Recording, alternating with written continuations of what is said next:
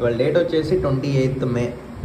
Okay, ఇది మన analysis book అనమాట. మన వాళ్ళు అడుగుతూ ఉంటారు కదా అనాలిసిస్ బుక్ ఎలా ఉంటుంది, జర్నల్ ఎలా మెయింటైన్ చేయాలి ఏంటని చెప్పి. సో ఇది మన అనాలిసిస్ బుక్ అనమాట.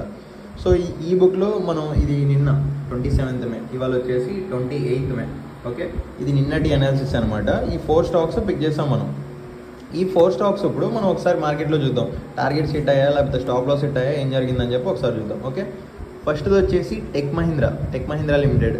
ఇక్కడ మనకి నోట్ ఏం రాసాం, at normalised resistance can be break only up side. Okay, ఈ నార్మలైజ్డ్ రెసిస్టెన్స్ దగ్గర స్టాక్ ఉంది, ఇది బ్రేక్అవుట్ ఇవ్వచ్చు, బట్ చూస్తే మాత్రం ఓన్లీ అప్ సైడ్ మాత్రమే చూడాలని చెప్పి ఉందన్నమాట అనాలిసిస్.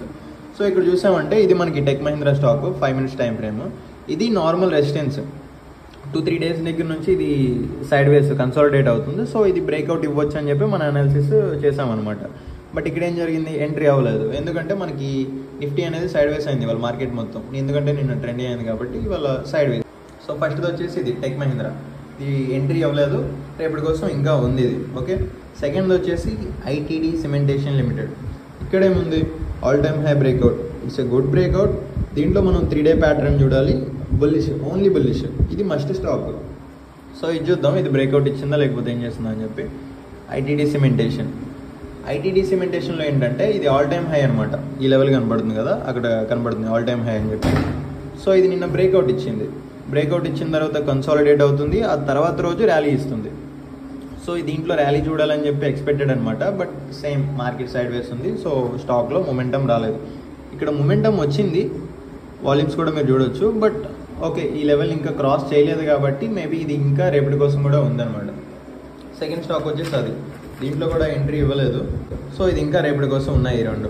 థర్డ్ది వచ్చేసి బెల్ లిమిటెడ్లో ఏంటి, see in daily time frame bullish or bearish, see merely for bull, consolidation from few days. Okay, ఇది కూడా బుల్ అనే ఉంది. సో ఇది కూడా చూద్దాం. BEL limited, Bharat electronics limited, ఇదేంటంటే ఆల్ టైమ్ హై అనమాట. ఇది ఆల్ టైమ్ హై, దీన్ని దాటి కొత్త ఆల్ టైమ్ హై ఫామ్ చేసింది.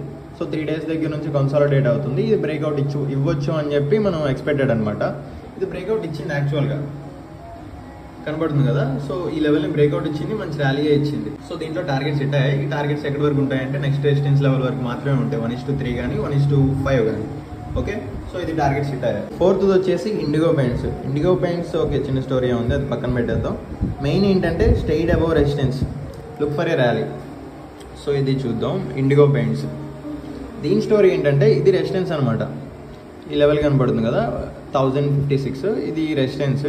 ఈ రెసిస్టెన్స్ని నిన్న ప్రూవ్ చేసిన తర్వాత నిన్న బ్రేక్అవుట్ ఇస్తున్నట్టు ఇచ్చి సస్టైన్ అయింది. రెసిస్టెన్స్ పైన ఎప్పుడైనా స్టాక్ స్టే అయితే కనుక అది బుల్లిష్ మాత్రమే చూస్తాం దాంట్లో. సో సేమ్ దీంట్లో కూడా ఇవాళ మార్కెట్ సైడ్ వేస్ ఉంది, మూమెంటం లేదు, దీంట్లో కూడా ఎంట్రీ హిట్ అవ్వలేదు. మేబీ ఇది రేపు కనుక ఈ లెవెల్ని క్రాస్ అయితే మనం దీంట్లో ఎంట్రీ తీసుకుందాం. ఓకే, ఇవి మన అనాలిసిస్ అనమాట. తీసుకున్న 4 స్టాక్స్లో 3 వచ్చేసి ఇంకా ఎంట్రీ ఇవ్వలేదు, 4th వచ్చేసి టార్గెట్ హిట్ అయింది. సో ఒక స్టాప్ లాస్ కూడా లేదు, ఒక టార్గెట్, 3 ఇంకా ఉన్నాయి. సో ఇది మన అనాలిసిస్ అనమాట. ఇప్పుడు కూడా మనం చేస్తున్నాం 28th, రేపటి కోసం స్టాక్స్ ఇంకా నేను పిక్ చేయలేదు. సో ఇంకొక 15 to 20 minutesలో కంప్లీట్ అవుతుంది. సో ఓవరాల్గా ఇది అనాలిసిస్ బుక్ అంటే. ఈ 3 స్టాక్స్ రేపు టార్గెట్ కానీ స్టాప్ లాస్ కానీ హిట్ అయితే నేను రేపు పోస్ట్ చేస్తాను. ఓకే.